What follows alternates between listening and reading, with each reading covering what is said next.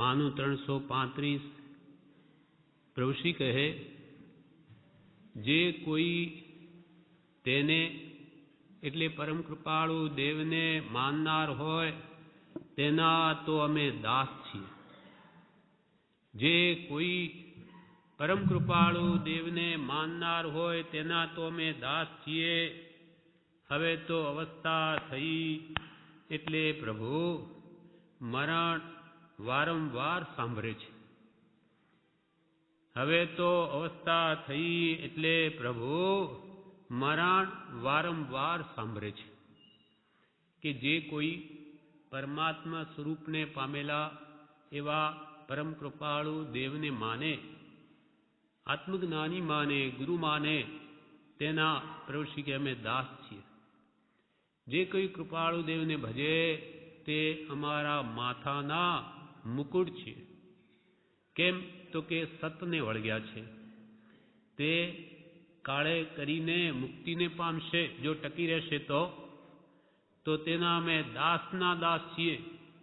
દાસ દાસ હું દાસ છું આપ પ્રભુનો દીન. હે ભગવાન, હું આપના દાસનો પણ દાસ છું.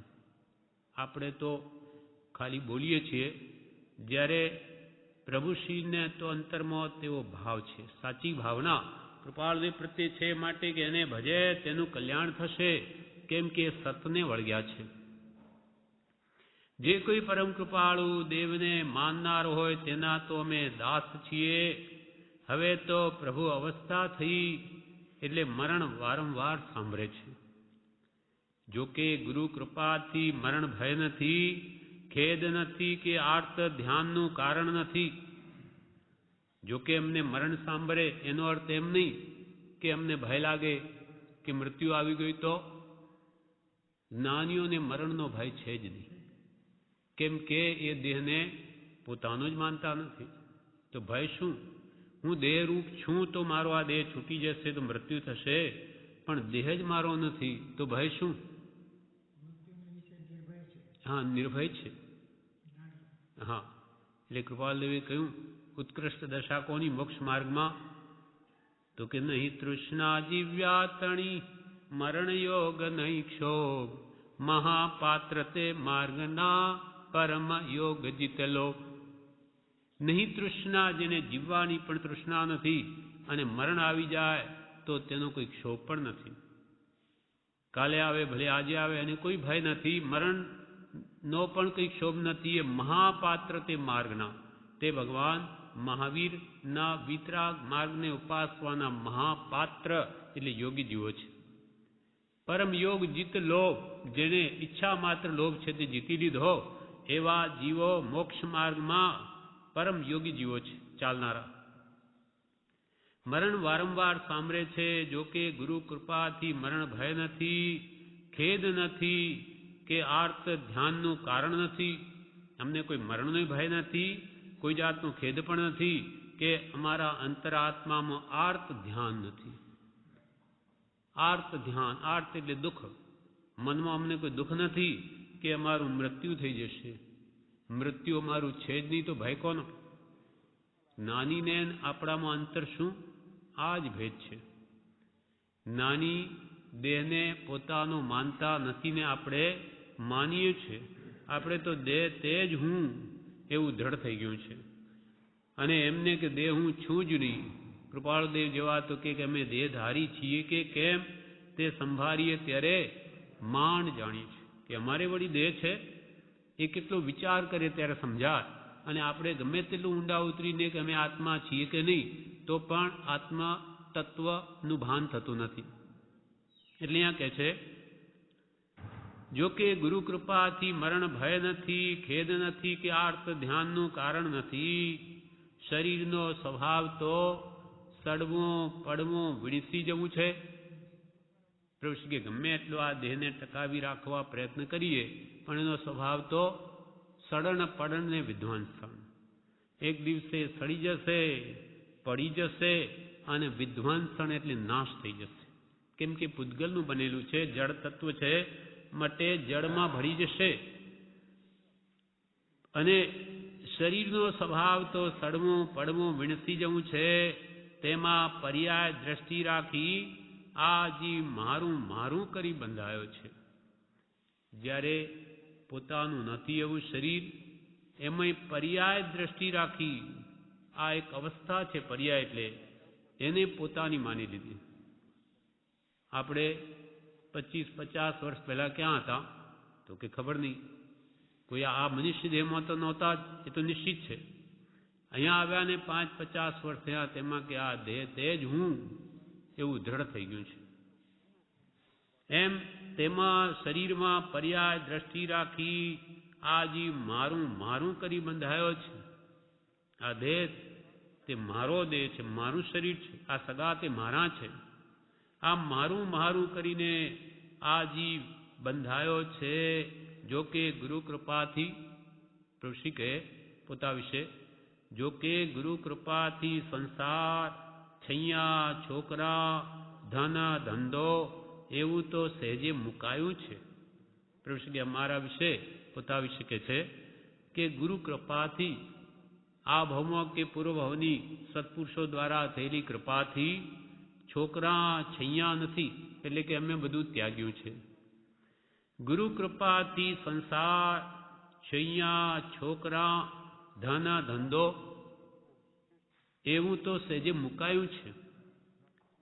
તે વખતે એમની સારી સ્થિતિ હતી. પોતે ઘરે ધીરધારનો ધંધો હતો, ફાઇનાન્સ જેને કે છે, એ પૈસા ધીરવા એવું પ્રભુશ્રીના ઘરે ધંધો હોવા છતાં બધું મૂકી દીધું. એટલે ધન, ધંધો, છોકરા, છૈયા, સંસાર બધું મુકાયું છે. પણ સર્વ પ્રકારે અસંગ એવો સ્થિર સ્વભાવ તે ઉપજે રે, એવું થવાની જરૂર છે. પણ હવે પ્રભુશ્રીની શું ઈચ્છા છે કે હવે અમારું જે આત્માનું અસંગ સ્વરૂપ, સંપૂર્ણ અસંગ સ્વરૂપ જે આત્માનું છે, સહ સ્વભાવ છે, એમાં અમે સ્થિર થઈ જઈએ. એ પ્રભુશ્રી કે અમારી ઈચ્છા છે અને એ હજુ થવાની જરૂર છે. જે મૂળ માર્ગમાં કૃપાળદેવે બતાવ્યું, સમ્યક જ્ઞાનનું સ્વરૂપ પહેલા બતાવ્યું, પછી સમ્યક દર્શનનું, પછી સમ્યક ચારિત્રનું બતાવ્યું. તેમાં આત્મસ્થિરતા આવે છે. એ ગાથામાં કૃપાળદેવે કહ્યું, જેમ આવી પ્રતીતિ જીવની રે, જેમ આવી પ્રતીતિ જીવની રે, જાણ્યો સર્વેથી ભિન્નય સંગ મૂળ માર્ગ સાંભળો જીનનો રે. જેમ આવી પ્રતીતિ જીવની, જીવની શ્રદ્ધા આવી ગઈ, સમ્યક જ્ઞાન દેહથી ભિન્ન એવો મારો આત્મા છે એમ સદગુરુ દ્વારા જાણ્યું. પછી એની પ્રતીતિ આવી કે જરૂર એમ જ છે, તે સમ્યક દર્શન. અને હવે તે સ્વરૂપમાં સ્થિરતા, પરને પરમાની, સ્વને સ્વમાવી સ્વમાં રમણતા કરવી, નિર્વિકલ્પ દશા આત્માની જન સુખરૂપ છે. તે અહીંયા કે છે જેમ આવી પ્રતીતિ જીવની રે, કે જેથી જાણ્યો સર્વેથી ભિન્ન અસંગ, જગતના સર્વ પદાર્થોથી જ નહીં પણ પોતાના દેહથી પણ ભિન્ન, દૂધ અને પાણીની જેમ એક ક્ષેત્રાવગાહી સંબંધ હોવા છતાં મારો આત્મા દેહથી ભિન્ન છે, એની પણ શ્રદ્ધા થઈ ગઈ છે. જેમ જાણ્યો સર્વેથી ભિન્ન અસંગ, આત્માને કોઈ કર્મ, જ્ઞાનાવર્ણીય, દર્શનાવર્ણીય, અંતરાય કે મોહનીય ઘાતિયા કર્મનો સંગ નથી, કે અઘાતિયા કર્મનો આત્માને સંગ નથી. નામ, ગોત્ર, આયુષ્ય કે વેદનીય આઘાતિયા કર્મો, એનો પણ આત્માને સંગ નથી. કે ભાવ કર્મ, રાગ દ્વેષ પણ આત્મા માં નથી, એનો સ્વભાવ નથી. કે શરીર, કુટુંબ આદિ નો કર્મ છે, એ પણ આત્મામાં નથી. અસંગ સ્વરૂપ છે એવો આત્મા. જાણો સર્વેથી ભિન્ન અસંગ એવું સ્વરૂપ જેણે જાણ્યું, પણ હવે તેવો સ્થિર સ્વભાવ તે ઉપજે રે, તેવો સ્થિર સ્વભાવ તે ઉપજે રે. નામ ચારિત્ર તે અણલિંગ મૂળ માર્ગ સાંભળો જીનનો રે. નામ ચારિત્ર તે અણલિંગ મૂળ માર્ગ સાંભળો જીનનો રે. તેવો સ્થિર સ્વભાવ, અસંગ આત્માનું શુદ્ધ સ્વરૂપમાં રમણતા તેવો સ્થિર સ્વભાવ તે ઉપજે. પ્રભુ શ્રી કે આ હવે કરવું છે અમને, કે બીજું બધું મુકાઈ ગયું, ધન, ધંધો, છોકરા, છૈયા, સંસાર, ગુરુ કૃપાથી સર્વે મુકાયું છે. પણ સર્વ પ્રકારે અસંગ એવો સ્થિર સ્વભાવ આત્માનો છે તે હવે ઉપજે, તે હવે પ્રગટે. એટલે કે અમે બધું જગતમાં ના સંકલ્પ વિકલ્પથી મુક્ત થઈ નિર્વિકલ્પ દશા આવીને સ્વભાવમાં સમાઈ જઈએ, એટલે કે કેવળ જ્ઞાન પામીએ. તેવો સ્થિર સ્વભાવ તે ઉપજે રે. નામ ચારિત્ર તેનું તે સમ્યક ચારિત્ર છે, નિશ્ચય ચારિત્ર, આત્મરમણતા. નામ ચારિત્ર તે અણલિંગ, તેમાં લિંગ કઈ નડે નહીં કે ભાઈ પુરુષ હોય તો જ જ્ઞાન થાય કે સ્ત્રી હોય તો જ થાય કે નપુંસક બધાને થાય. ગમે તે દેશે, ગમે તે વેશે, ગમે તે સ્થિતિમાં આત્માના રાગ દ્વેષ જાય તો કેવળ જ્ઞાન પામે. એટલે આ વિતરાગ ભગવાન મહાવીરનો માર્ગ કેવો છે તો કે અણલિંગ, લિંગ નહીં કે ભાઈ સ્ત્રીલિંગ પુલ્લિંગ કાંઈ નહીં. આત્મશુદ્ધિ જેની થઈ તે કેવળ જ્ઞાનને પામ્યો. નામ તેનું જ નામ ચારિત્ર છે, નિશ્ચય ચારિત્ર. નામ ચારિત્ર તે અણલિંગ, તેમાં લિંગ નડતું જ નથી. એમ તેવો સ્થિર સ્વભાવ તે ઉપજે રે એવું થવાની જરૂર છે. પ્રભુ કે બીજું બધું મુકાઈ ગયું પણ આ થવાની જરૂર છે. પણ તેને માટે જોઈતી સામગ્રી ક્યાં? માટે જાગ્રત રહેવાની જરૂર છે. આવી અસંગતા સ્વરૂપમાં રમણતા કરવા માટેની સામગ્રી ક્યાં? આવા પુરુષો જોઈએ કે જેવા સંગમાં રહીને એમાં રમીએ, કે એવા નિમિત્તો ક્યાં છે આ જગતમાં? કેટલાક છે. પણ તેને માટે જોઈતી સામગ્રી ક્યાં? માટે જાગ્રત રહેવાની જરૂર છે. સર્વત્ર મોહ વ્યાપેલો છે, માટે પ્રભુ શ્રી કે સદા જાગ્રત રહેવું, નહીં તો ક્યાં ફસાઈ જઈશ કાંઈ કહેવાય નહીં. પ્રભુ શ્રી કહે પ્રભુ નિમિત્ત સારું બનાવવું, નિમિત્ત સારું બનાવવું. અહીં આવ્યા તો પુણ્યના યોગે કઈ વાત કાનમાં પડી. આવા સારા નિમિત્તમાં આપણે આવી ચડ્યા તો અહીંયા બે વાત આવી સાંભળવા મળે. અને આના કોઈ દુકાને બેઠા હોઈએ કે ઘરમાં વ્યવહારમાં હોઈએ તો તેવી વાત તો સાંભળવા મળે. એટલે આપણે તેમાં સુર પૂરીએ, એમાં અનુબોધ ના કરીએ, ગમે તેવું કામ હોય તેમાં ભળી જઈએ છીએ. કેમ? તો કે નિમિત્તને આધીન જીવ છે. સારા નિમિત્તે સારી વાત કરે અને ખરાબ નિમિત્તો તેમાં ભળી જાય. કેમ કે બધા જ મોહના મૂળિયા અંતરમાં પડેલા જ છે. જેવા નિમિત્ત, જેમ કે બીજ જમીનમાં પડેલા છે. વરસાદ આવે, એક જ વરસાદ આવે કે ધીમે ધીમે અઠવાડિયા પછી ફૂટીને આખી પૃથ્વી ઉપર વનસ્પતિ બહાર નીકળે, ત્યાં કોણ બીજ વાવવા ગયેલું? બી પહેલાની વનસ્પતિઓના નીકળેલા બીજો બધા ત્યાં પડ્યા જ છે. એને હવે પાણીનો સંયોગ મળ્યો કે વનસ્પતિ રૂપે અંકુર ફૂટીને બહાર આવી ગયા. તેમ અંદરમાં આપણે બધા જ બીજ પડેલા છે, બધા જ કર્મોના, રાગ દ્વેષ કામ ક્રોધ માન માયા લોભના. એને જેવું નિમિત્ત મળે કે તે બધું બહાર આવે છે. જ્ઞાની ન મળે, ક્રોધનું નિમિત્ત ન મળે ત્યાં સુધી ક્ષમાવાન. જેમ કૃપાળદેવ અહીંયા સુધી કહી દીધું કે આ જીવ કેવો છે તો કે નારી ન મળે ત્યાં સુધી બ્રહ્મચારી. એવી એની સ્થિતિ છે કે ક્રોધ કે માનના કે માયાના કે લોભના નિમિત્ત ન મળે ત્યાં સુધી તો જાણે હું તો નિષ્કસાઈ, મારે તો કાંઈ જ કસાય નથી. પણ આવે નિમિત્ત કે બધું બહાર આવે, બધું ભૂલી જાય. એમ કેમ કે અંદરમાં પડેલા છે. માટે વરસાદ વરસે ને જમીનની અંદર બીજ ન હોય તો કોઈ ઉગે નહીં, પણ છે જ પડેલા. તેમ પ્રભુ શ્રી કહે છે કે આવી રીતે આ જીવમાં બધા જ દોષો ભરેલા છે. અનંત દોષનું પોતે ભાજન છે. માટે નિમિત્ત સારા રાખવા, નિમિત્ત સારું બનાવવું. અહીં આવ્યા તો પુણ્યના યોગે કઈ વાત કાનમાં પડી. લાખો રૂપિયાનું આ ધન છે, દેખાય નહીં. પ્રભુ શ્રી અહીંયા રહેનારા પ્રભુ રોજે લાખોની કમાણી છે અહીંયા. પછી પ્રભુ શ્રી કે પ્રભુ રૂપિયા હોય તો લાખ 2 લાખ દેખાય, પણ અહીંયા તો પ્રભુ રોજે કરોડોની કમાણી. પણ આ આત્માના ગુણોની છે એટલે એને કંઈ દેખાતું નથી. પણ 50 તે જમાનામાં કે 50-100 રૂપિયા મળતા હોય તો ઠેઠ મુંબઈ સુધી દોડી જાય. કેમ કે તે વખતે એક રૂપિયો મોટો ગાડાના પેંડા જેવો હતો, ઘણું બધું એમાં આવતું. એમ આ જીવને પૈસાનું મહાત્મ્ય છે, પણ આત્માનું હિત છે, જેમાં અનંત જન્મ મરણ છૂટી જાય, એનું મહાત્મ્ય લાગ્યું નથી. એટલે પ્રભુ કે લાખો રૂપિયાનું આ ધન છે. સત્સંગ કે મહાપુરુષોના વચનામૃતો. નિમિત્ત સારું બનાવવાનું. અહીં આવ્યા તો પુણ્યના યોગે કઈ વાત કાનમાં પડી. લાખો રૂપિયાનું આ ધન છે. મનુષ્ય ભાવ મળવો મહાદુર્લભ છે. મનુષ્ય ભાવ મળવો મહાદુર્લભ છે. બહુ પુણ્ય કેરા પુંજથી શુભ દેહ માનવનો મળ્યો.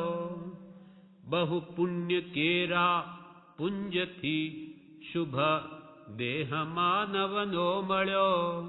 તો એ અરે ભવચક્રનો આંટો નહીં એકે ટળ્યો. તો એ અરે ભવચક્રનો આંટો નહીં એકે ટળ્યો. છતાં જ્ઞાની પુરુષો કે તેમને મહાપુણ્યના ઢગલા અનેક ભવની આરાધનાથી ભેગા થયા. તેમના ફળમાં મનુષ્ય ભાવ મળ્યો. છતાં પણ અરે ભવ્યો, તમે એક પણ 84 લાખ યોનિનો આંટો નહીં ટાળ્યો. આવો જોગ મળ્યો છતાં મનુષ્ય ભાવ મળવો મહાદુર્લભ છે. ભલે પછી તે રોગી હો, અશક્ત હો, સ્ત્રી હો, પુરુષ હો, પણ જો મનુષ્ય ભાવ હોય તો સમજણ કરી લેવાય છે. ઢોર પશુ હોય તો શું કરે? કાગડા કૂતરાના ભમમાં વિવેક આવે? કાંઈ હિતનું ભાન નથી. પણ આ માનવ દેહ મળ્યો માટે જ્ઞાનીઓ કે છે કે હવે તો સમજણ કરી લે. સમજ સાર સંસાર મેં સમજું ટાળે. દોષ સમજ સમજ કર જીવી ગયા. અનંતા મોક્ષ મોક્ષે ગયા. સર્વ દુઃખથી છૂટી ગયા. કના બળે? સમજણ ના બળે. સમજણ જોઈએ. આ જીવની બધી સમજણ પણ મિથ્યા સમજણ છે. સંસાર સુખની સમજણ છે. આત્મિક સુખ શું, નિરાબાદ, એની એને ખબર જ નથી. અને ભલે મનુષ્ય ભાવમાં રોગી હો, અશક્ત હોય, સ્ત્રી હો, પુરુષ હો, પણ જો મનુષ્ય ભાવ હોય તો સમજણ કરી લેવાય છે. મહાભાગ્યનો ઉદય હોય ત્યારે સત્પુરુષનો યોગ થાય છે. મનુષ્ય ભાવ પછી સત્પુરુષના યોગ સુધી પહોંચવું એમાં તો ઘણું પુણ્ય જોઈએ છે, અત્યંત. એટલે મહાભાગ્યનો ઉદય હોય ત્યારે સત્પુરુષનો યોગ થાય છે. એક દેશીનો જોગ પણ ક્યાંથી મળે? એક દેશીનો અર્થ કૌંસમાં લખ્યો છે સત્સંગી. સતનો જેને સંગ છે એવી જેની ભાવના, એવા સત્સંગી જીવોનો, આત્માર્થી જીવોનો સંગ પણ ક્યાં છે આ કાળમાં? આ તો આશ્રમમાં આપણે આટલા બધા સર્વ તરફથી આવીને ભેગા થયા. બાકી એક ગામમાં જોવા જઈએ તો કેટલા 2, 5, 10 માંડ ભેગા થાય કોઈક વાર. એમ બહુ જ આ કાળમાં જીવને ગરજ નથી આત્માની. આત્મા શું છે જાણવાની પણ કઈ ઈચ્છા નથી. કોઈ પૂર્વના સંસ્કારી હોય તો એ વાત હૃદયમાં ઉતરે. બાકી તો મોટે ભાગે કૃપાલ કે હીન પુણ્ય જીવોએ આ ભરત ક્ષેત્ર ઘેરી લીધું છે. હીન પુણ્ય જીવોએ આ ભરત ક્ષેત્ર, એટલે આત્માર્થી જીવો મળવા દુર્લભ થઈ પડ્યા. જ્ઞાનીનો જોગ તો દુર્લભ છે જ, પણ આત્માર્થી જીવોનો જોગ પણ આ કાળમાં દુર્લભ છે. એટલે પ્રભુશ્રી કહે એક દેશી એટલે સત્સંગીનો જોગ પણ ક્યાંથી મળે? હમણાં પુરાણ વંચાય છે તેમાં એક વાત વારંવાર આવે છે કે કોઈ સત્પુરુષનો જોગ થયો અને જીવની દિશા બદલાઈ ગઈ. કે હમણાં પુરાણ વંચાય છે એમાં કે વારંવાર આ વાત આવે છે કે જીવોને સત્પુરુષનો જોગ થયો અને એની બધી દિશા જ બદલાઈ ગઈ. પૂર્વ દિશાની પશ્ચિમ થઈ ગઈ. એટલે સંસાર ભાવમાં દોડતો તો એને મુક્તિના માર્ગે ચડી ગયો. જ્ઞાની પુરુષના આશ્રય તેની તો જીવની દિશા જ બદલાઈ ગઈ. જેમ કોઈ હવા સારી હોય તો રોગ મટી જાય છે, અને કોઈ હવાથી રોગ ફાટી નીકળે છે. કોઈ રોગ એવો હોય, હવા એવી હોય કે હવા માત્રથી રોગ મટી જાય, એવી શુદ્ધ હવા આવતી હોય, અને કોઈ એવી રોગચાળો ફાટી નીકળ્યો હોય એવી હવા આવતી તો રોગે આપણે પણ રોગી બની જઈએ. તેમ કોઈ હવા સારી હોય તો રોગ મટી જાય છે ને કોઈ હવાથી રોગ ફાટી નીકળે છે. તેમ સત્પુરુષના યોગ બળની વાત છે. ભરતનો જીવસિંહ હતો ત્યારે તેને જાતિ સ્મરણ થયું હતું, તે કોઈ ચારણ મુનિના પ્રતાપ. હવે પ્રભુ શ્રી દ્રષ્ટાંતની વાત સમજાવે છે કે સત્પુરુષના યોગે જીવની કેવી રીતે દિશા ફરી જાય કે કેવી રીતે ઉન્નતિ થાય તે સમજાવે છે. ભરત કોણ? ભરત ઋષભદેવના પુત્ર ભરત મહારાજા, ભરતેશ્વર ચક્રવર્તી. એ પૂર્વભૌમ કોણ હતા? સિંહ. ભરતનો જીવ સિંહ હતો ત્યારે તેને જાતિ સ્મરણ થયું હતું. તે કોઈ ચારણ મુનિના પ્રતાપ. ચારણ મુનિઓ બે જંગલમાં આવેલા. ત્યાં વજ્રજંગ નામનો રાજા અને રાણી ત્યાં એમને દાન આપતા હતા, એમને આહાર દાન કરતા હતા. તે વખતે આ સિંહ ત્યાં આવી ચડ્યો. વજ્રજંગ રાજા કોણ છે? ઋષભદેવ ભગવાનનો જીવ છે, પૂર્વભાવના. એ દાન કરી રહ્યા ત્યાં આ સિંહ આવી ચડ્યો અને કશાય ભાવો આવા મુનિઓ પાસે આવે એટલે વેર ભાવ ભૂલી જાય છે, શાંત થઈ જાય. અને ત્યાં એક વાંદરો આવ્યો, એક ભૂંડ આવ્યું અને એક નોળિયો આવ્યો. આચાર્ય કોણ? કયા જીવો છે? આચાર્ય ભાઈઓ. એક ભરત મહારાજા થયા તે ભરતેશ્વર, બીજા બાહુબલી અને ત્રીજા બ્રાહ્મી ને સુંદરી. આ ચાર જીવો છે, બે ભાઈઓ બે બહેનો. એ ચારે ત્યાં ઊભા ભાવના કરે છે. હા, આ કેવું ઉત્તમ દાન આપે છે, કેવું સરસ કામ કરે છે. માત્ર અનુભવ જ ના. પૂર્વમાં કે છે આ ચારે વાણીઓ હતા પણ માયા કરેલી, કોઈને ઠગેલા જૂઠ બોલીને તેના પરિણામે માયા તિર્યક યોનિશ્ચ એટલે એ ઢોર પશુની યોનિમાં ચાલ્યા ગયા ચારે જીવો.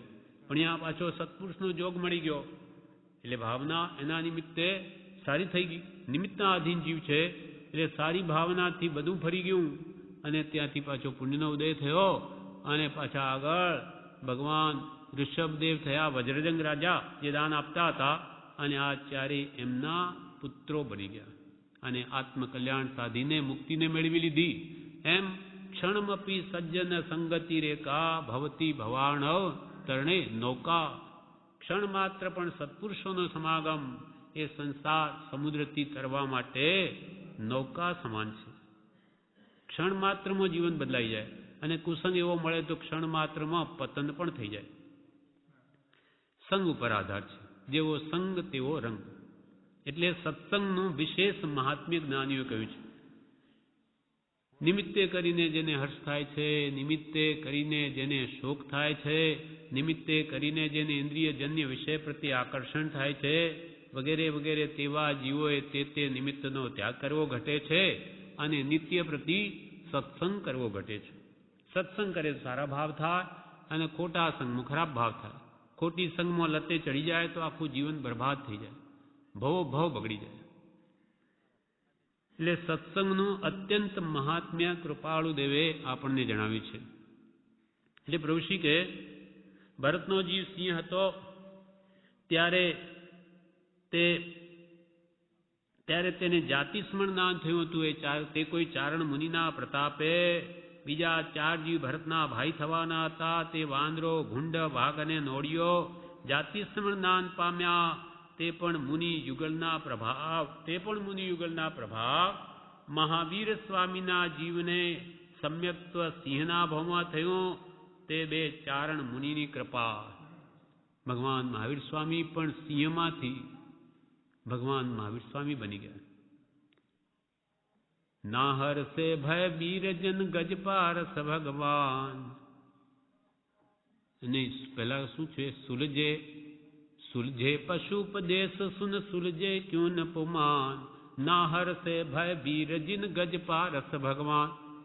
સુલझे એટલે બુઝ્યા, બોધ પામ્યા. સુલझे પશુ જેવા જીવો પણ સુલझे પશુ ઉપદેશ સુન, ઉપદેશ સાંભળીને પશુ જેવા બુજી ગયા તો સમજે ક્યું ન પુમાન. પુમાન એટલે પુરુષ. તું પુરુષ થઈને પણ નહીં સમજે. જાનવરો સમજી ગયા, જનાવરો, અને જનાવરમાંથી ભગવાન તીર્થંકરો બની ગયા તો તું તો મનુષ્ય છું, કેમ નહીં સમજે? નાહર એટલે સિંહ. નાહર સે ભય વીરજીન, સિંહમાંથી ભગવાન વીર પરમાત્મા બની ગયા. અને ગજ પારસ ભગવાન, હાથીમાંથી પાર્શ્વનાથ ભગવાન બની ગયા. આ ત્યાંથી સમ્યક દર્શન પામીને આવી તીર્થંકર જે હજારો જે વડે કલ્યાણ પામે એવો તીર્થની સ્થાપના કરનારા બની ગયા. નામ કર્મ બાંધી દીધું ને એવી સ્થિતિ પ્રાપ્ત કરીને લાખો જીવોને તારીને મુક્તિને મેળવી. પણ હતા ક્યાં? તો કે પશુ યોનિમાં. તો આ પશુ યોનિવાળા જીવો મોક્ષને પામી શકે તો જ્ઞાનીઓ કે તમે તો મનુષ્ય છો, હવે તો બુજો.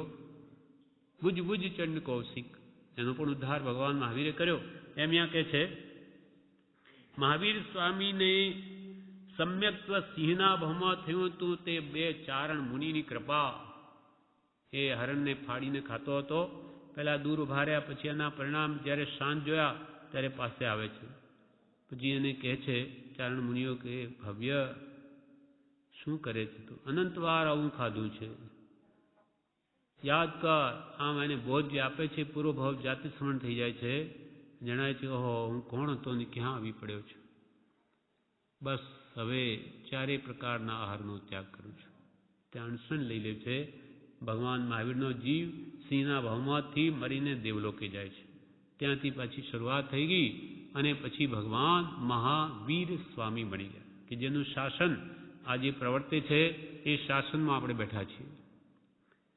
તેમ આવા પશુઓ પણ ઉપદેશ સાંભળીને મુક્તિને પામ્યા અને હજારો જીવને મુક્તિ પમાડી. તો તમે તો ભવ્યો હવે તો સમજો. મહાવીર સ્વામીના જીવને સમ્યક્ત્વ સિંહના ભાવમાં થયું તે 2 ચારણ મુનિની કૃપા. એમ ઠાર ઠાર મહાપુરુષના યોગથી જીવના કલ્યાણ થયા છે. પુરુષ કે આમ ઠાર ઠાર મહાપુરુષના યોગમાં જીવ આવી ગયો તેનું કલ્યાણ થઈ ગયું છે. આ પ્રમાણે વિશેષ આગળ જણાવશે. પાનું 335. પ્રભુશ્રી કહે ક્રોધથી શું શું થાય છે? પ્રભુશ્રી કહે ક્રોધથી શું શું થાય છે તથા પુણ્યના યોગથી શું શું થાય છે તે આ ઉત્તર પુરાણમાં ચંદનાના જીવની પૂર્વભવની કથામાં આવે છે. મરણના દુઃખ વખતે પરિણામ સાચવવા જાગૃતિ રાખવી. પ્રભુશ્રી કહે ક્રોધના ભાવોથી કેવું ફળ આવે અને પુણ્યના ઉદયથી શું શું થાય, આ ઉત્તર પુરાણમાં બધી એવી કે વાતો આવે છે. તેમાં ચંદનાના પૂર્વભવની કથા આવે છે. ચંદન બાળા કોણ હતી? તો કે રાજપુત્રી, પણ કર્મના ઉદય બીજા રાજાએ ચઢાઈ કરી. તેમાં એની માં ચંદનાની એને લઈને ભાગી, ત્યાંથી ફરાર થઈ ગઈ. પછી ક્યાંય બીજામાં પકડાઈ ગઈ, કોઈએ પકડી લીધી અને અંતે એ વેચાય છે. કોણ? ચંદનબાલા. એ શેઠના ઘરે એ શેઠ એને લે છે અને ત્યાં પછી એની શેઠાણી એના પર બીજો ભાવ કરી કે આ શેઠ એને પરણી લેશે. એટલે શેઠ બહાર ગયા કે એને 7મા ઓરડામાં પૂરી દીધી. શેઠ આવ્યા, જુએ ક્યાં ગઈ. પછી ખબર પડી કે એની તો આવી હાલત કરી છે, વાળ કાપી નાખ્યા અને જાણે મરી જશે. પણ એના પુણ્ય જેના પ્રબળ હોય તેને કોણ મારી શકે? એટલે એ બહાર આવી અને તે વખતે એના પગમાં બેડી છે અને તે વખતે ભગવાન મહાવીર આહાર માટે વિચરે છે, પણ ભોજન કોઈ એમનો જે અભિગ્રહ છે પૂરો પડતો નથી. એટલે ચંદનબાલા એમને બારણામાં જોઈ તો જે ભગવાનનો અભિગ્રહ એ બધું એમાં છે, પણ એક એ રાજકુમારીના આંખમાં આંસુ નથી. એટલે ભગવાન ચાલ્યા જાય છે. ભગવાન એવો અભિગ્રહ હતો કે રાજકુમારી હોય, બારણામાં ઊભી હોય, એક પગ અંદર હોય, એક પગ બહાર હોય, હાથમાં સુપડું હોય અને માથે મુંડન હોય અને આંખમાં આંસુ હોય તો મારે આહાર લેવો, નહીં તો નહીં. આ પ્રમાણે બધું જ હતું, પણ આંખમાં આંસુ નહીં. એટલે ભગવાન ત્યાંથી આહાર લીધા વગર આગળ ચાલે છે.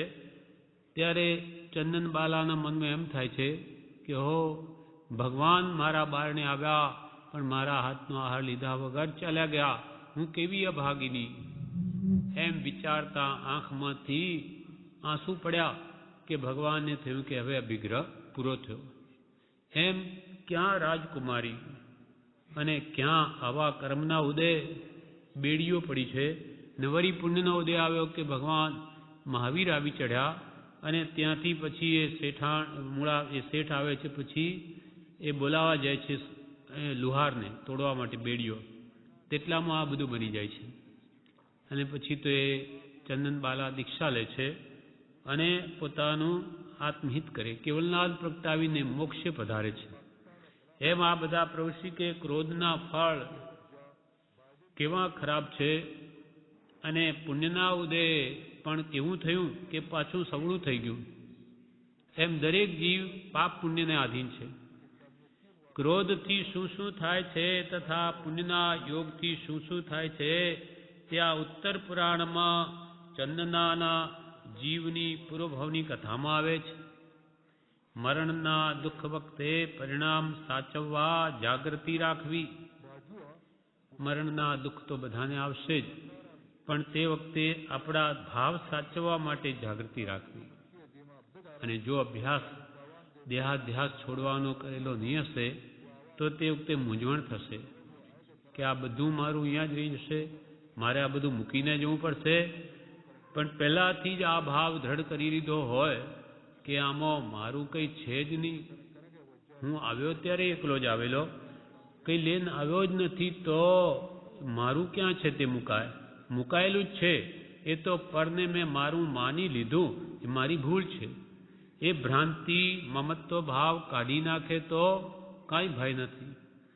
એટલે પ્રભુશ્રી કે પહેલાંથી આવી યોગ્યતા કેળવી લેવી જોઈએ, તો પછી એને મરણનો ભય નહીં લાગે.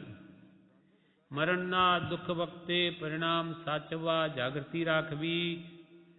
મુનિ મોહનલાલજી કહે, પ્રભુ, મરણ વખતે કોઈ જીવને ખબર પડે કે કોઈને ન પણ પડે, પણ તે વખતે શું અવશ્ય કરીને કરી લેવું ઘટે છે? મોહનલાલજી મહારાજે પ્રભુને પૂછ્યું, પ્રભુ, મરણ વખતે કોઈને તો ખબર પડે અને કોઈને કે ન પણ પડે, તો એ વખતે એને અવશ્ય કરીને શું કરી લેવું? જ્યારે મરણ આવે ત્યારે કેવા ભાવ રાખવા? તો કે શી વાતનો ઉપયોગ જોડવો જોઈએ? અકસ્માત આપણને પણ મરણ આવી જાય તો આપણે ઉપયોગ શામાં જોડવો? શું લક્ષ્ય રાખવો જોઈએ? તે વખતે આપણે લક્ષ્ય શું રાખવો જોઈએ? પ્રભુશ્રી કહે, પ્રશ્ન બહુ સારો કર્યો છે. સત્ય વાત તો જ્ઞાની જાણે, પણ આપણે તો મતિમાં આવે તે વિચારમાં લેવા માટે તે વાત ધ્યાનમાં લઈએ કે ખરું તો કે જ્ઞાની જાણે, પણ આપણા મતિમાં જે સૂઝે એ આપણે વિચારીએ. અકસ્માત મરણ આવી જાય, જેમ કે ભૂકંપ આવ્યો, હવે મકાન જ પડી જાય, તે વખતે અકસ્માત આપણે જે સમય સુધી જીવિત હોઈએ તો શું કરવું? તે વખતે તો આપણને તો જ્ઞાનીઓ આપ્યું છે, જ્ઞાની પુરુષનું શરણ લેવું. આત્મા અજર અમર છે અને હું સહજ આત્મ સ્વરૂપ છું, શુદ્ધ આત્મ સ્વરૂપ. આ બધા કર્મના ઉદયો અનંતકાળથી આવા જન્મ મરણ કર્યા છે, પણ હવે ક્યાંય પણ વૃત્તિ ન રાખતા સ્વરૂપમાં રહું. હે ભગવંત, મને તારું શરણ હોજો. શુદ્ધ આત્માનું આપણા માટે કૃપાળદેવ શુદ્ધ આત્મા છે, એનું શરણ એ સહજાત્મ સ્વરૂપ છે, એવો જ હું છું. મારો કોઈ કાળે નાશ નથી. એવો આત્મભાવ જો તે વખતે ટકી રહે તો આપણું કામ થઈ ગયું. પણ એ ઘણા કાળનો પુરુષાર્થ હોય તો જ આવી ભાવના ટકે છે. માટે રોજે 6 પદનો પત્ર કે આત્મસિદ્ધિ વડે 6 પદની દ્રઢ શ્રદ્ધા કરી હોય તો એ ભાવ આવે છે, નહીં તો નહીં આવે. હવે પ્રભુશ્રીને એ પ્રશ્ન પૂછ્યો કે તે વખતે અમારે શું કરવું જોઈએ, ત્યારે પ્રભુશ્રી એ કથા કહે છે અને એ પરથી આ જ વાત કહે છે કે અંત વખતે આપણે ભગવાનનું જ સ્મરણ રાખવું, કે એમણે જે આજ્ઞા આપી હોય તેમ જ ચિત્ત રાખવું, એ કહે છે. મતિમાં જે આવે તે આપણે એનો ઉપાય વિચારીએ. પછી પ્રભુશ્રી કહે, હમણાં વંચાય છે તેમાં એક વાત છે, હમણાં આ પુરાણ વંચાય છે ઉત્તર પુરાણ, તેમાં એક વાત છે. રાક્ષસ વિદ્યા સાધીને એક વિદ્યાધરે એક બેટનું આખું ગામ ઉજ્જડ કરી નાખ્યું. રાક્ષસી વિદ્યાને સાધે કરી એક વિદ્યાધરે આખું જે બેટનું ગામ જ ઉખેડી નાખ્યું. ત્યાં 3 વણિક પુત્રો વહાણ લઈ આવી ચઢ્યા. તેમાંનો એક અંદર શહેરમાં ગયો, પણ કોઈ જણાયું નહીં. માત્ર એક રાજકુંવરી ત્યાં હતી. ત્યાંના 3 વણિક પુત્રો વહાણ લઈને ચઢેલા તે એક શહેરમાં ગયા તો ત્યાં જોયું કે આખું શહેર ઉજ્જડ, જે વિદ્યાધરે વિદ્યા સાધીનું ઉજ્જડ કરી નાખેલું તે બધું ઉજ્જડ જોયું, અને ત્યાં તો કોઈ જણાય નહીં, કંઈ છે જ નહીં કોઈ. માત્ર એક રાજકુંવરી હતી તેના અંદર. તેની મારફતે તેણે બધી વાત જાણી. ત્યાં એક તરવાર હતી, તે તેણે લીધી, અને જ્યારે રાક્ષસી વિદ્યાધર આવ્યો ત્યારે તરવારથી તેને મારી નાખ્યો. એ જણો ત્યાં ગયા, રાજકુમારથી બધી વાત જાણી લીધી કે બધાએ એને મારી નાખ્યો છે, મને એને જીવતી રાખી. જેવો આવ્યો ત્યાં તરવાર પડેલી કે વિદ્યાધરને જ આ વણિક પુત્રોએ મારી નાખ્યો. પણ તે મરતા મરતા તે નવકાર મંત્ર બોલ્યો. આ યાદ રાખ્યું છેલ્લે. જે સંસ્કાર પડેલા તે ભલે ગામ ઉજ્જડ કરી દીધું, પણ જે ભાવ હતો તે આવી ગયો. હા, લેશ્યા આવીને ઊભી રહી ગઈ. મરતા મરતા તે નવકાર મંત્ર બોલ્યો. તેથી તે શ્રાવક પુત્રને પસ્તાપો થયો કે મેં મારા ધર્મ બંધુનો જ ઘાત કર્યો. અરે કે આ તો આપણો સાધર્મી ભાઈ હતો, એને જ આપણે મારી નાખ્યો. નવકાર મંત્ર બોલ્યો એટલે ખ્યાલ આવ્યો, એ તો આપણો ધર્મ બંધુ જ હતો, એનો આપણે ઘાત કર્યો. ત્યારે તેણે તેની પાસે ક્ષમા માગી. તેણે કહ્યું કે ક્રોધને વશ થઈને મેં આ બધું નગર ઉજાડી મૂક્યું છે. ક્રોધ કષાય ને વશ થઈને આખું નગર મેં આ ઉજાડી મૂક્યું. પણ હું શ્રાવક છું, ક્રોધના ફળ માઠા છે એમ જિનેન્દ્ર દેવે કહ્યું છે તે ખરું છે. મેં આવો ક્રોધ કર્યો, બીજા જીવોને દુઃખ આપ્યા, તેનું આ ફળ હું ભોગવું છું. તમે મને મારી નાખ્યો, આ ઘા કર્યો શાના ફળે? મેં ઘણાને માર્યા છે ક્રોધવશ થઈને, તો એનું ફળ મને ભોગવવું પડ્યું એમ ભગવાન જિનેન્દ્રએ કહ્યું છે તે સત્ય છે. હું શ્રાવક છું, ક્રોધના ફળ માઠા છે એમ જિનેન્દ્ર દેવે કહ્યું છે તે ખરું છે. કહેવાની મતલબ એ હતી કે આવા પાપ કર્મ કરનારને પણ છેવટે મરતા મરતા જે શ્રદ્ધા હતી તે પ્રમાણે સ્મરણ કરવાનું સૂઝ્યું તો પહેલેથી પુરુષાર્થ કરી મૂક્યો હશે તે છેવટે કામમાં આવશે. આપણને આ કથા કહીને પુરુષે બોધ આપ્યો કે મરણ અકસ્માત આવી જાય તો મોહનલાલજી મહારાજે કહ્યું શું કરવું? તો આ કથા કહીને કહ્યું કે જુઓ, એને આ સંસ્કાર પહેલાંના પડેલા હતા તો મળતી વખતે જે શ્રદ્ધા હતી તે આવી રહી કે ભાઈ હવે તો મરણ થયું છે તો ભગવાનનું શરણ લ્યો, એટલે એને નવકાર મંત્ર યાદ આવી ગયો. તેમ પહેલેથી જે પુરુષાર્થ કરી મૂક્યો હશે તે જ છેવટે કામમાં લાગશે. આવી 6 પદની શ્રદ્ધા જીવતા નહીં કરી હોય તો મરણ વખતે યાદ જ નહીં આવે. આત્મા છું, નિત્ય છું, કરતા ભોગતા, મોક્ષ મોક્ષનો ઉપાય, એ 6 પદનું યથાર્થ જ્ઞાન કર્યું જ નહીં હોય, કોઈ દિવસ આત્મસિદ્ધિ વિચારી જ નહીં હોય કે 6 પદનો વિચાર જ ન કર્યો હોય તો એને મરણ વખતે શું યાદ આવે? હું મરી રહ્યો છું, આ બાજુ બધું ગયું, આમ અર્થ ધ્યાન જ થાય. એટલા માટે કે આવી રીતે તમે પહેલાં અભ્યાસ કરી લો તો મરણ વખતે કામ આવશે. બીજું, ક્ષણે ક્ષણે જીવ મરી રહ્યો છે, ક્ષણ ક્ષણ ભયંકર ભાવ મરણે કા અહો રાચી રહો. ક્ષણે ક્ષણે આપણો આત્મા મરણ પામે છે. એ કેવી રીતે? તો કે ભાવ મરણ. દ્રવ્ય મરણ તો 10 પ્રાણના નાશને કે છે, એ તો એક જ વાર થાય, પણ ભાવ મરણ પ્રતિ સમય છે. હા, આત્માનું વિસ્મરણ અથવા વિભાવનું સ્મરણ એ બધું જ ભાવ મરણ છે. હંમેશા આત્મા આપણે જાણ્યો નથી, આત્મા જાણવાનો પ્રયત્ન પણ નથી, તો એ રાત દિવસ રાગ દ્વેષ કશાય ભાવો આર્થ ધ્યાન રૌદ્ર ધ્યાનમાં જીવ પ્રવર્તે તો એ સમય સમયે પોતાના આત્મગુણોની ઘાત જ કરે છે. તેને જ્ઞાનીઓ ભાવ મરણ કહ્યું છે. ક્ષણ ક્ષણે જીવ મરી રહ્યો છે, ક્ષણ ક્ષણ ભયંકર ભાવ મરણે, કાં અહો રાચી રહો, અહો આશ્ચર્ય વિરામ, કાં તમે એમાં રાચી રહ્યો છો? ક્ષણે ક્ષણે પોતાના જ આત્મગુણોને કેમ હણો છો? ક્ષણ ક્ષણ ભયંકર ભાવ મરણે, કાં અહો રાચી રહો. ક્ષણ ક્ષણ ભયંકર ભયંકર ભાવ મરણે, કાય હો રાચી રહો. જ્ઞાનીઓને આપણા વિભાવ ભાવ એ ભયંકર ભાષે છે કે અનંત જન્મ મરણ વધારે અને આત્માના મૂળ ગુણોને જ ઘાતી નાખે એવા ભાવો છે રાગદ્વેષના. માટે કે છે કે અહો તમે તેમાં શું રાચી રહો છો? ભગવાને કહ્યું છે કે સમયમ ગોયમ માપમાય, તો ક્ષણે ક્ષણે મૃત્યુને સંભાળવું યોગ્ય છે. ભગવાન તીર્થંકરોએ કે મહાવીર ભગવાને ગૌતમ સ્વામીને કહ્યું કે ગોયમાં સમયમ ગોયમ માં પમાય. હે ગોયમ એટલે હે ગૌતમ, સમય માત્રનો પણ પ્રમાદ નહીં કરે. સમય માત્રનો પણ. હવે એક સમય કેટલો સૂક્ષ્મ, એટલો સમય બી પ્રમાદ ન કરે.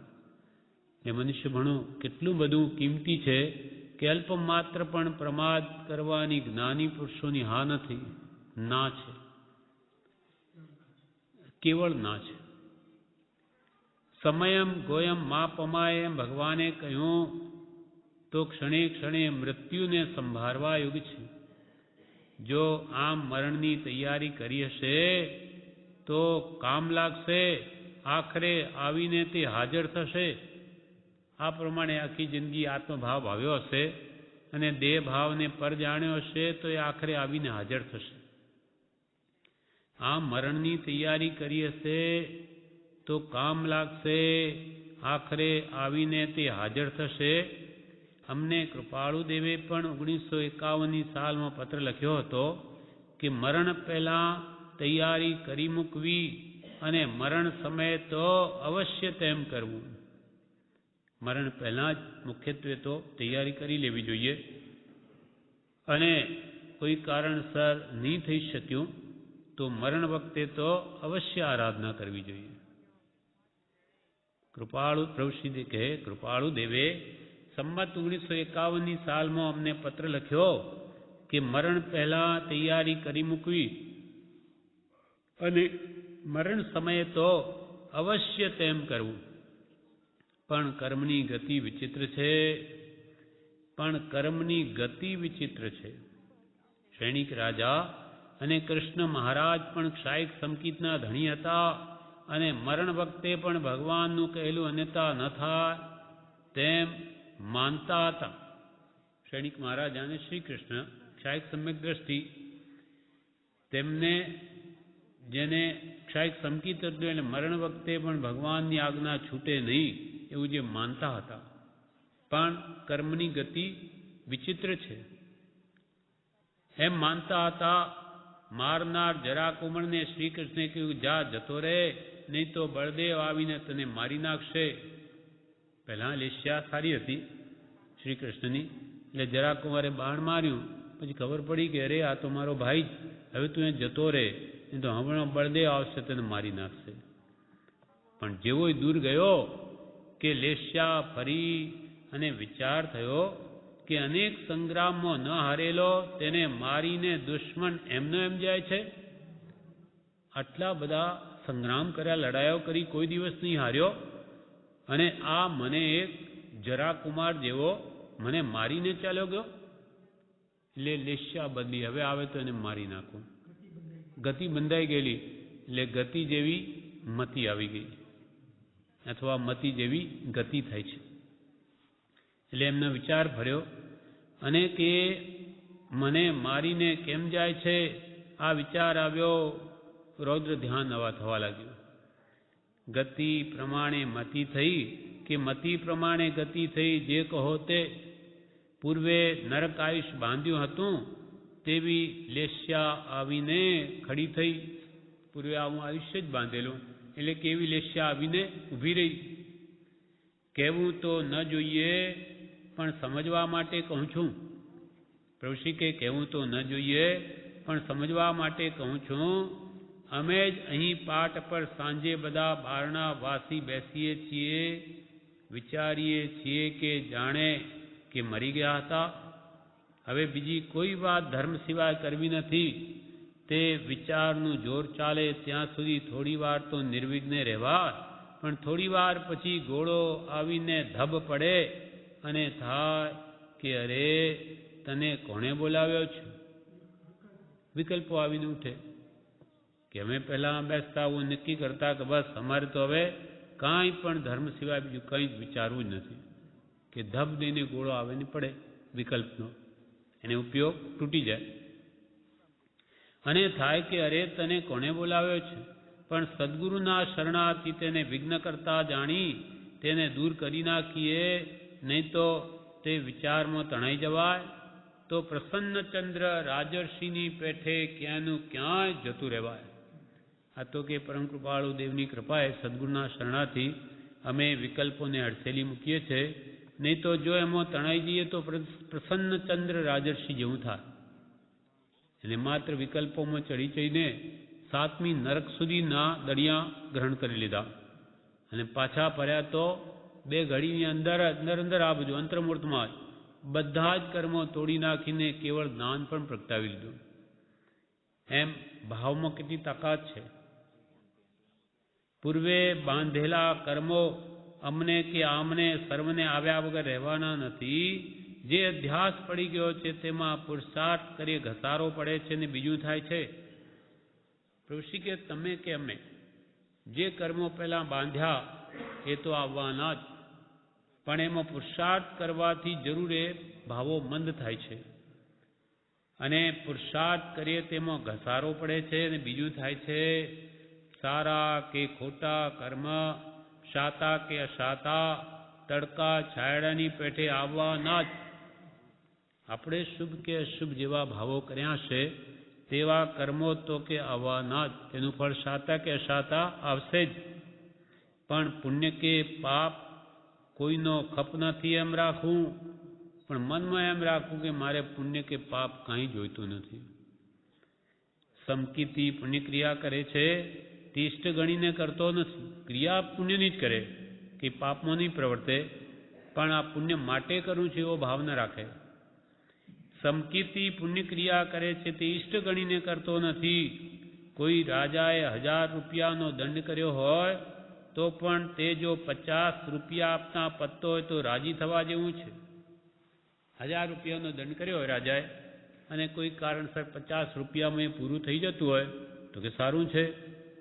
તેમ અશુભ કર્મના ઉદય જો સેંકડો ભાવ કરવાના હોય અને એક જ ભાવમાં કે અમુક કલાકમાં જ પતી જતું હોય સારું છે. એમ દંડ 1000 રૂપિયાનો હોય પણ 50 રૂપિયા આપતા પતતો હોય તો રાજી થવા જેવું છે. એમ પ્રભુશ્રી કહે છે કે શુદ્ધ ભાવમાં એમને સદા રહેવું છે. હવે અશુભ ભાવમાં જવું નથી. 1000 રૂપિયાના દંડ બરાબર છે એટલે પછી શુભમાં રહે છે. એ પણ દંડ તો છે જ 50 રૂપિયાનો પણ 1000 કરતાં સારો છે. એમ અશુભ કરતાં શુભ સારું છે, પણ શુભ પણ અંતે ત્યાગવા યોગ્ય છે. તે શુભાશુભ છેદતા ઉપજે મોક્ષ સ્વભાવ. મોક્ષનો સ્વભાવ તો આ બધું છેદાશે ત્યારે જ પ્રગટશે. એમ તો તેમાં રાજી થવા જેવું છે, પણ દંડ કાંઈ ઇષ્ટ વસ્તુ નથી. તેમ સમકીર્તિ પુણ્યક્રિયામાં ભક્તિમાં ઉલ્લાસ રાખે છે, છતાં તે ક્રિયાને પણ આખરે મૂકવાની ગણે છે. શુભ બંધનું કારણ ગણે છે. ઇષ્ટ તો મોક્ષનો ભાવ જ છે. સમ્યક દ્રષ્ટિ પણ ભક્તિ કરે, શુભમાં પ્રવર્તે, પણ ક્યારે? શુદ્ધમાં નહીં રહી શકે ત્યારે ન ટકી શકે ત્યારે એ પુણ્યમાં પ્રવર્તે, નહીં તો પછી એ શુભમાં જાય. એ 1000 રૂપિયાના દંડ બરાબર થાય. એટલે શુભ પણ ઇષ્ટ નથી, 50 રૂપિયાનો દંડ પણ ઇષ્ટ નથી, પણ શુદ્ધ ભાવમાંથી પતિત થઈ ગયા, અશુભમાં ન જવાય માટે ત્યાં રહેવું પડે. 1985 પ્રભુશ્રી કહે દિવાળી ઉપર 3 દિવસ થઈને 108 માળા ગણવી જોઈએ. પહેલાં પછી અહીંયા ફૂટનોટમાં લખ્યું છે કે સંવત 1986માં પરમ પૂજ્ય પ્રભુશ્રીજીએ 3 દિવસને બદલે 4 દિવસ એટલે 13, 14 દિવાળી અને એકમના દિવસે રાત્રે 36 માળા ફેરવવાનો ક્રમ જણાવ્યો હતો. પહેલાં 3 દિવસ હતા, પણ 1986થી પ્રભુશ્રીએ 4 દિવસ કર્યા, એટલે બેસતું વર્ષ પણ એમાં લઈ લીધું. એમ 108ની પછી થઈ ગઈ 144 માળા, 36 બીજી, 4 દિવસ થઈને 144 થઈ.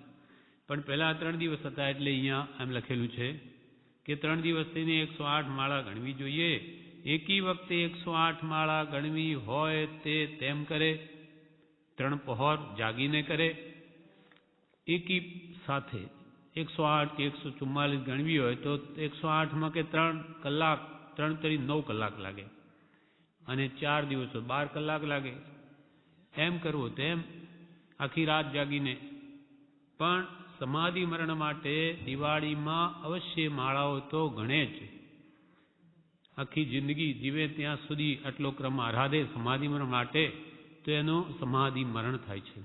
એકવારનું સમાધિ મરણ તે સર્વકાળના અસમાધિ મરણને ટાળે છે. અનંતકાળથી જીવે બધા કુમરણ કર્યા છે. આત્માની સ્વસ્થતા અને શ્રી તીર્થંકર સમાધિ કહે છે. આત્મા સ્વસ્થ, પોતે પોતામાં સ્થિર રહીને દેહને ત્યાગે. સમાધિ મરણ એટલે શું? સમાધિનો અર્થ કર્યો સ્વસ્થતા. સ્વ એટલે પોતે, સ્થ પોતે પોતામાં સ્થિર રહીને, એટલે પોતાની વૃત્તિઓ, ભાવો બીજા સંસારના પદાર્થો, વિકલ્પોમાં ન રહેતા સ્વભાવમાં રહે. મારું કોઈ નથી એવા વિચારમાં રહી અને પોતે નિત્ય છે, શાશ્વત છે, અજર અમર અવિનાશીને દેહાતીત સ્વરૂપ છે, કોઈ કાળે એનો નાશ નથી. દેહથી ભિન્ન છે, પોતે શુદ્ધ છે, બુદ્ધ છે, ચૈતન્ય ઘનપિંડ છે, એવો વિચાર દ્રઢ કરી લે પહેલા, તો મરણ વખતે એને કોઈ ભય રહી નહીં, આર્ત ધ્યાન થાય નહીં, એટલે એનું સમાધિમાં આવે આત્મા, અને એનું મરણ તે સમાધિ મરણ કહેવાય છે. મરણ તો આ દેહનું છે, આત્માનું કોઈ કાળે મરણ છે જ નહીં.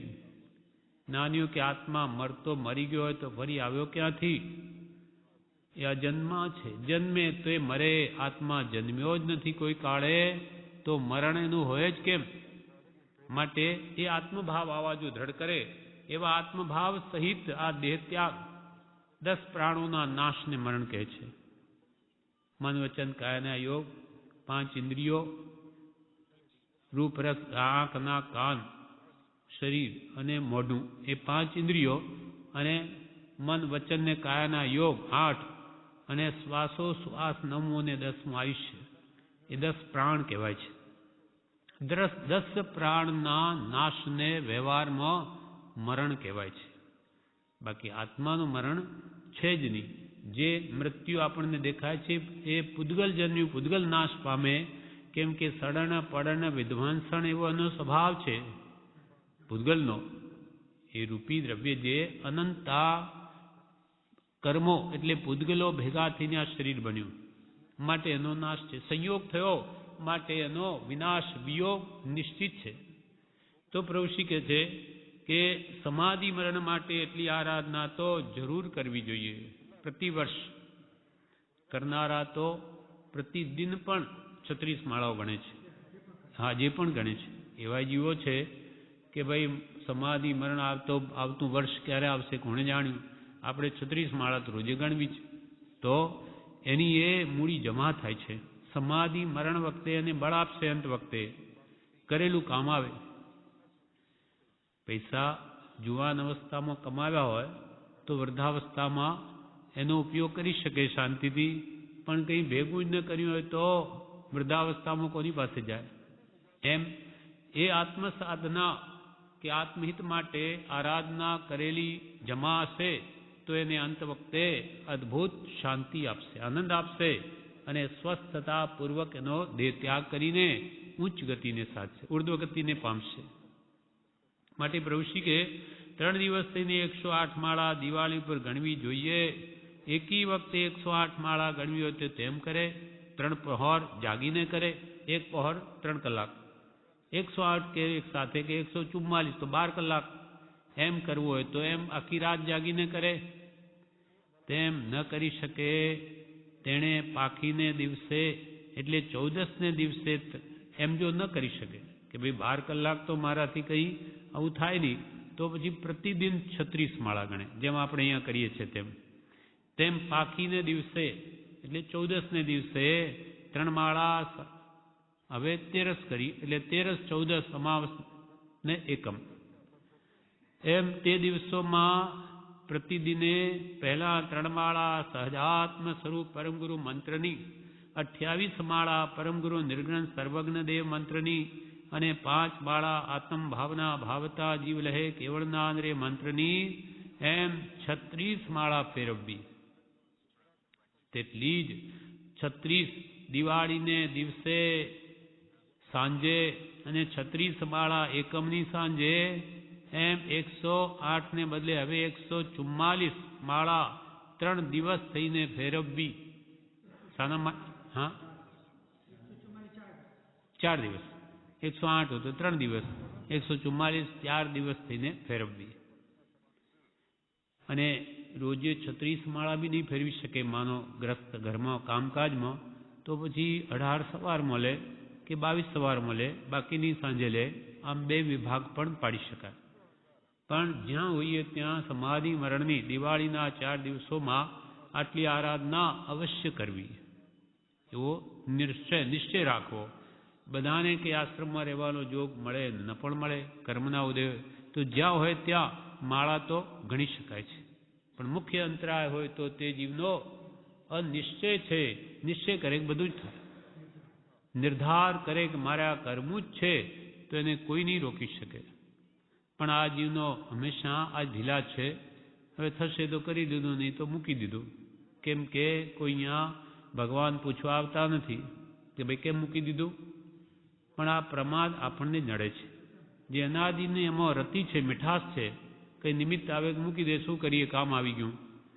પણ ત્યાં ખોટી ગતિમાં જઈશું ત્યારે શું કરીએ, મારે કામ ઘણું હતું એટલે બહુ આરાધના નહીં કરી, કે આત્મધ્યાન આત્મવિચારણા જ નહીં કરી, રાગદ્વેષમાં જ રહ્યો, માટે મને માફ કરો. કેમ કે મને સમય નહોતો. તો કોઈ માફી નથી. કોઈ અપરાધી હોય એને પકડીને કોર્ટમાં ઊભો કરે, પછી ત્યાં ન્યાયાધીશ જજ એમ કહે કે ભાઈ તે આ ચોરી કેમ કરી, તો કે સાહેબ મને તો ખબર નહોતી કે ચોરીનું તમે આવી રીતે પકડીને અહીંયા જેલમાં નાખી દો, માટે મને માફ કરો. તો કે એમ માફ નહીં થાય. તો હું ભારતનો નાગરિક થઈને આ તારો ફરજ છે કે તારે જાણવું જોઈએ કે ચોરી કરે પાપ છે અને ફળ આ જ છે એનું. તો કે આ વખતે છોડી દો. તો કે નહીં, છોડવાથી તને અકલ નહીં આવે. હમણાં તું એકવાર જેલનું દુઃખ ભોગવી લે, પછી તને ખબર પડશે કે આ દુઃખ એવું છે, માટે બીજી વાર તું નહીં કરે. એમ કોઈ માફી નથી. જે ગુનાહ કરે એના ફળ એને ભોગવવા જ પડે છે. સારા કરે સારા ફળ, ખરાબનું ખરાબ ફળ ભોગવવું પડે. એમ અહીંયા કે છે સમાધિ મરણની આરાધના માટે એટલું તો અવશ્ય કરવું જોઈએ. આપણને મનુષ્ય ભાવ મળ્યો છે, બધી જોગવાઈ મળી. હવે આપણે આ ભવે કુમરણ કરવું નથી. એવું મરણ કરવું કે બાકીના અનંતા ભલે 5-50 જેટલા કંઈ રહ્યા હોય, બાકી 5-15 એ બધા સમાધિ મરણ જ થાય. એવો લાભ આપણે અવશ્ય લઈ લેવો જોઈએ. આખી જિંદગી ક્રિયા કરી હોય ધર્મની અને અંતે ચૂકી જાય એમ નહીં કરવું જોઈએ. એ તો ખાસ પ્રાણ છે. બધું કરીને આપણે અંતે સમાધિ મરણ કરવું છે. એટલે બોધિને સાથે લઈ જવી છે. રત્નત્રય બોધિ છે. સમ્યક દર્શન, સમ્યક જ્ઞાન ને સમ્યક ચારિત્ર જે આપણને આ ભાવમાં પ્રાપ્ત થયો, તે આ દેહ છોડતી વખતે અહીંયા મૂકી દેવાનું નથી. નાન્યું કે સાથે લઈ જવું છે. તો એ સમાધિ મરણ થાય તો જ એ સાથે આવે. આર્થ ધ્યાન, રૌદ્ર ધ્યાન કરે તો દુર્ગતિમાં ચાલ્યો જાય, પછી ક્યાં એને સત્પુરુષનો યોગ થાય.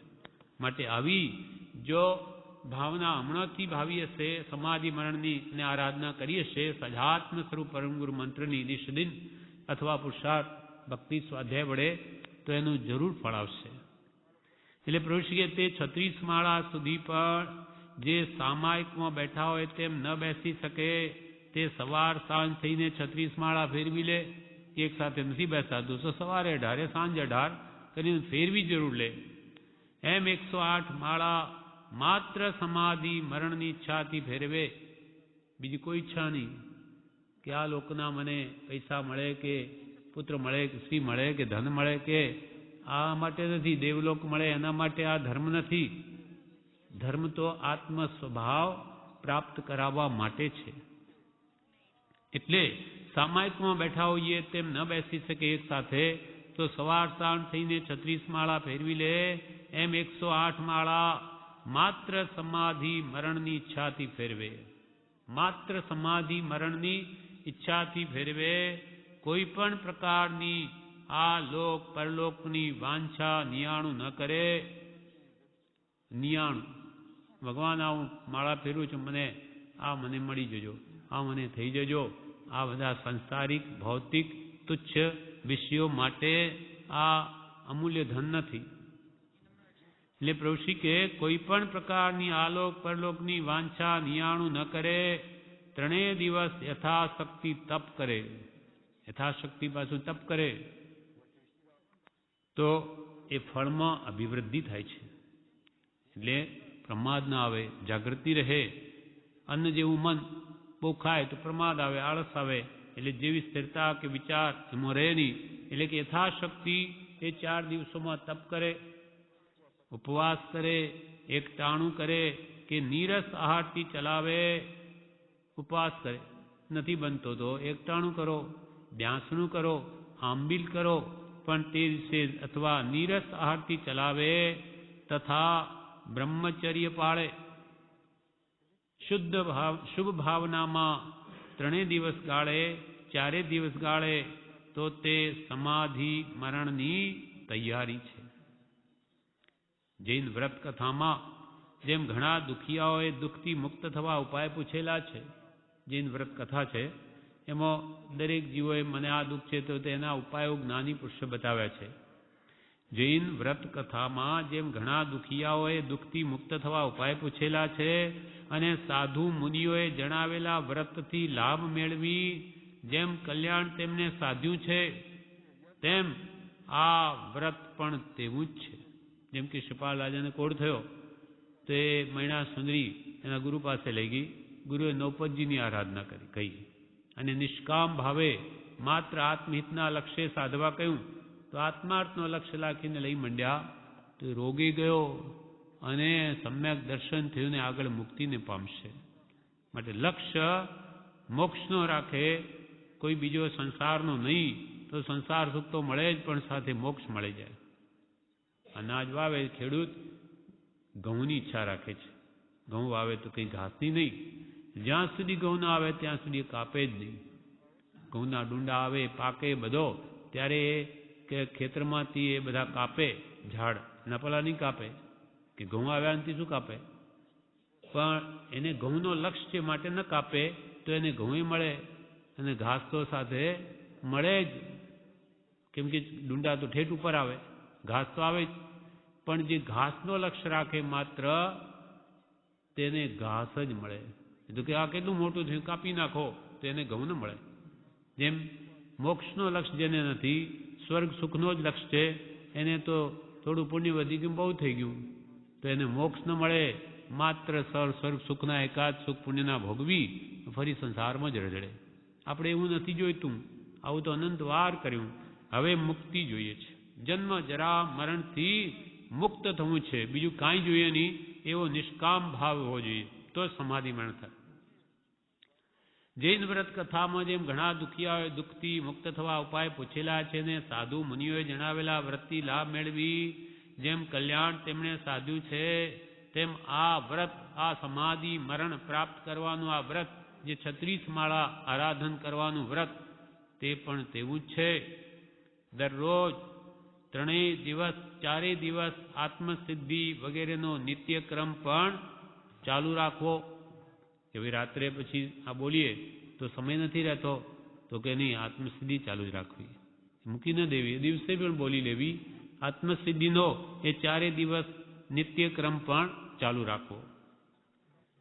અષાઢ વદ અમાવસ મંગલ સંમત 1988 તારીખ 2/8/1932 પ્રભુશ્રી કહે આત્મા ઉપયોગ સ્વરૂપ છે. ઉપયોગો લક્ષણમ. આત્માનું લક્ષણ શું? ઉપયોગ. કયો ઉપયોગ? જ્ઞાન ઉપયોગ, દર્શન ઉપયોગ. જાણવું એ જ્ઞાન ઉપયોગ, જોવું એ દર્શન ઉપયોગ. એ કોનામાં છે? આત્મામાં જ છે. આત્મા સિવાય આખા જગતમાં કોઈ એવો પદાર્થ નથી કે જે જાણી શકે કે જોઈ શકે. આપણને જે કંઈ દેખાય 6 દ્રવ્યોનું બનેલું આખું વિશ્વ છે, પણ એક આત્મદ્રવ્ય જ એવું છે કે જેના અંદર જ્ઞાન દર્શનના ગુણ છે. એ બીજા કોઈમાં નથી. બીજા 5 દ્રવ્યો જડ છે. એટલે અહીંયા કહ્યું આત્મા ઉપયોગ સ્વરૂપ છે. ઉપયોગ સદા નિરંતર છે. આત્માનો જ્ઞાન દર્શન ગુણ કોઈ કાળે નાશ ન પામે. નિગોદમાં જાય જીવ, અક્ષરના અનંતમાં ભાગ માત્ર પણ ત્યાં જ્ઞાન તો હોય જ. કોઈ અને જ્ઞાન દર્શન યુક્ત જ હોય. એટલે ઉપયોગ સદા નિરંતર છે. તે ઉપયોગ ઉપર ઉપયોગ રાખો. કે આપણું જે જ્ઞાન દર્શનમાં ઉપયોગ છે તેના ઉપર ઉપયોગ રાખો. ધ્યાન રાખો કે મારું જ્ઞાન ક્યાં ભટકે છે. એટલે કે મનમાં શું વિચાર કરું છું, મન ક્યાં જાય છે, શાના વિચાર કરે, મારી બુદ્ધિ ક્યાં દોડે છે, એના પર ચોકી રાખો. કે અને હું શું જોઈ રહ્યો છું, જગતની વસ્તુઓ, એમાં જ મન ભટકે છે હજુ, તો એ ઉપયોગ બહાર ગયો. રાગદ્વેષમાં ગયો એટલે કર્મ બંધન થાય છે. એટલે પુરુષ કે ઉપયોગ ઉપર ઉપયોગ રાખો, કે મન ઉપર ચોકી રાખો કે મારું મન ક્યાં જાય છે. તે ઉપયોગ ઉપર ઉપયોગ રાખવો, અને ઉપયોગ એ જ સાધના છે. આપણા મન ઉપર ચોકી રાખવી, એને રાગદ્વેષમાં ન જવા દેવો, એ જ સાધના, એ જ પુરુષાર્થ છે. નહીં તો મન તો અનાદિના ઢાળે, પાણીનો ઢાળ નીચો હોય તેમે રાગદ્વેષ કરવામાં જ મંડી પડે. તો નવા કર્મ બાંધી, નવા ભાવોથી, રાગદ્વેષના ભાવોથી, અને ફરી નવા જન્મ મરણ ઊભા કરે છે. માટે ચોકી ત્યાં રાખો. શુભાશુભ પરિણામ એટલે ભાવ, એની ધારા ઉપર બંધ મોક્ષની વ્યવસ્થા છે. શારીરિક ચેષ્ટા પ્રમાણે તે નથી. શરીરની ચેષ્ટાથી કંઈ થાય નહીં. આપણે માનો ભક્તિમાં બેઠા, આપણને લાગે કે આપણે ભક્તિમાં છીએ, દુનિયા પણ જાણે કે હા ભક્તિમાં બેઠા, અને આપણું મન મુંબઈમાં હોય તો જ્ઞાની કે તું ભક્તિમાં નથી. કેમ કે તને કર્મ બંધન થશે. તારું મન જ્યાં છે એના ઉપર આખો બંધ કે મોક્ષ વ્યવસ્થા છે. શારીરિક ચેષ્ટા પ્રમાણે તે નથી. ચેષ્ટા ઘણી આપણે ભગવાનની ભક્તિ પૂજા કરતા હોઈએ, અને ત્યાં અંદરમાં કંઈ રાગદ્વેષના ભાવો વર્તા હોય, તો બહાર ભલે પૂજા કરતો દેખાય, આરતી ઉતારતો દેખાય, પણ અંદર તો કર્મબંધન ચાલતું હોય. એકાંત નથી. ભાવ જ્યાં છે ત્યાં પોતે છે. એટલે ભાવ બડો સંસાર મેં. એટલે કહ્યું કે ભાવે જીનવર પૂજીએ, ભાવે દીજે દાન, ભાવે ભાવના ભાવીએ, ભાવે કેવળ જ્ઞાન. ભાવ બડો સંસાર મેં. આખા જૈન ધર્મનો આધાર ભાવ ઉપર છે. ભાવ બગડ્યા બધું બગડ્યું. વેપારમાં ભાવ જો ગગડી ગયા તો દિવાળું નીકળી જાય. ઘણો માલ ભેગો કર્યો હોય, ભાવ પડી ગયા, નુકસાન. અરે કમાવા માટે લીધું, આ તો ઘરનું ગયું. એમ ભાવ જો બગડી ગયા તો સત્યાનાશ વળી જાય આત્માનો. માટે ભાવ ઉપર કે ચોકી રાખો. બીજાની નહીં, આપણા ભાવ ઉપર. બીજા શું કરે એ કોણ જાણી શકે? એથી કોઈ આપણે પ્રયોજન નથી કે બીજો શું ભાવ કરી રહ્યો છે. બીજાનું કાંઈ જોવું નહીં, આપણે અહીંયા જોવું. હું શું કરી રહ્યો છું? હું બીજાના દોષ જોઉં છું, કે રાગદ્વેષ કરું છું, કે કશાય ભાવો કરું છું, તો મને બંધન છે. સામો તો એના ભાવ પ્રમાણે એને બંધન છે. મારે એની શું ફિકર? એટલે પ્રભુ કે પ્રભુ, ભેંસના શિંગડા ભેંસને ભારે, તારે શું છે? ભેંસના શિંગડા કે બહુ મોટા છે ને કેટલા વજનદાર છે, પણ તારા ઉપર છે. હવે એને ભારે છે એ શું કામ તું વિકલ્પ કરે? તું તારો વિચાર કર કે તું ક્યાં ઊભો છે, તારું મન ક્યાં છે, કેવા કર્મ બાંધે છે. તે ઉપયોગ ઉપર ઉપયોગ રાખવો. સૂર્ય ચંદ્ર વાદળા આડે ન દેખાય તો પણ છે એમ પ્રતીતિ છે. સૂર્ય આપણે જાણીએ છીએ, વાદળા આવી ગયા હોય, આમ સ્પષ્ટ દેખાતું ન હોય, સૂર્ય તો દેખાતો ન હોય, પણ અજવાળું હોય તો આપણને લાગે કે નહીં, ભલે આ સૂર્ય નથી દેખાતો પણ એ તો છે જ, એટલે જ આ કે અજવાળું નહીં તો રાત પડી જાય. એમ આપણને અનુમાનથી ખબર છે કે નહીં, એના અંદર ઢંકાયેલો છે. તેમ અહીંયા કે છે સૂર્ય કે ચંદ્ર વાદળા આડે ન દેખાય તો પણ છે એમ પ્રતીતિ છે. વિશ્વાસ છે આપણે ના કે સૂર્ય તો છે જ અંદર, તેમ તેમ શુદ્ધ સ્વરૂપ છે એ પ્રતીતિ ભૂલવા યોગ્ય નથી. એનું પણ પ્રમાણ, જેમ સૂર્ય વાદળાની અંદર છે તો કંઈક આપણને પ્રકાશ દેખાય. રાત પડી ગયો તો સૂર્ય ચાલ્યો ગયો હોય અંદરથી તો અંધારું થઈ જાય, એટલે થોડોક બી પ્રકાશ હોય ત્યાં સુધી કે નહીં ભાઈ હજુ સૂર્ય છે. તેમ આત્મા આપણો જ્ઞાન દર્શનમય છે, ઉપયોગ સ્વરૂપ. એ જ્યાં સુધી એ જાણવા દેખવાનું કામ કરે ત્યાં સુધી માનવું કે આત્મા નામનો પદાર્થ છે. પ્રકાશ દેખાવાથી આપણે અનુમાન કરીએ છીએ કે સૂર્ય વાદળાની અંદર છે. તેમ જાણવું દેખવું જ્યાં સુધી આપણે કરી શકીએ ત્યાં સુધી આત્મા આ દેહમાં છે. ભલે નહીં દેખાય વાદળાની જેમ સૂર્ય, તેમ સૂર્ય એવો આત્મા આ શરીરના કારણે એ આત્મપ્રદેશ અરૂપી હોવાથી આ ચામડાની આગથી ન દેખાય, પણ જ્ઞાન દર્શન એના ગુણ છે.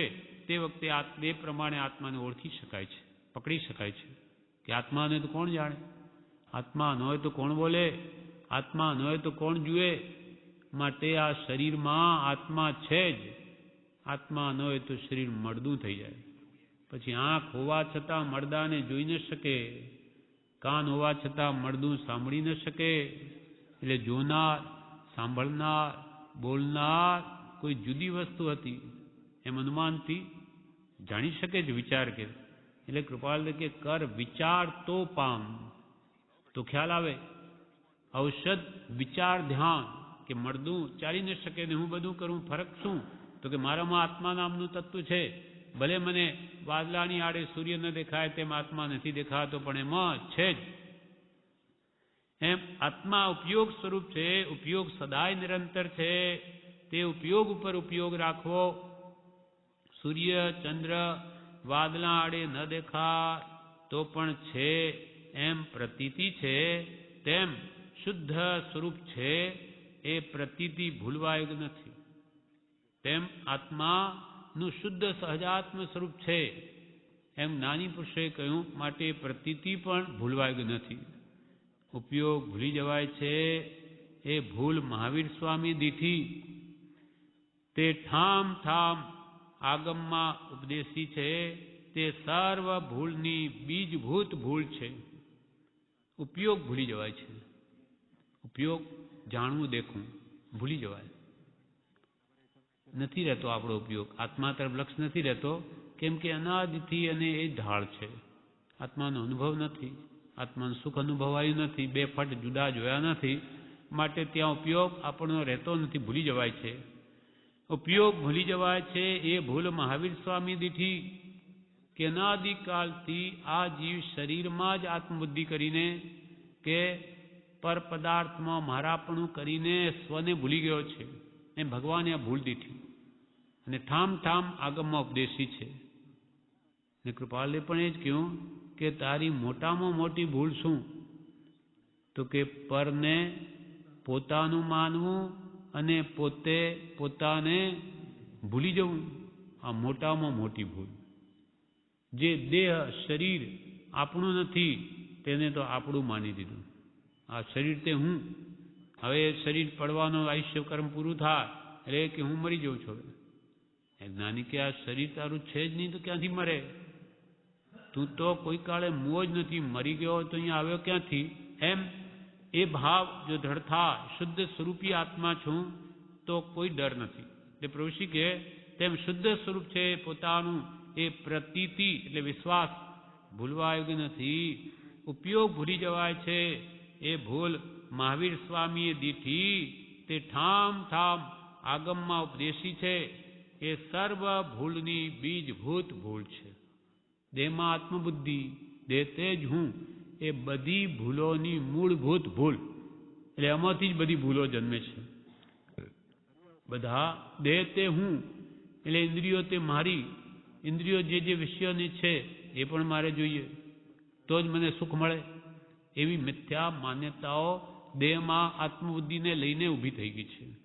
તેથી જીવ રજડે છે અને આખો જન્મારો આના માટે ગાળે છે. એ ભૂલ જો નીકળી જાય તો બીજી બધી ભૂલો નીકળવા લાગે. એટલે પ્રભુશ્રી કહે તે ઠામ ઠામ આગમમાં ભગવાન મહાવીર સ્વામીએ દીઠી તે ઉપદેશી છે તે સર્વ ભૂલની બીજભૂત ભૂલ છે, મૂળભૂત ભૂલ છે. આ પ્રમાણે આ તારીખનો બોધ પૂરો થયો. વિશેષ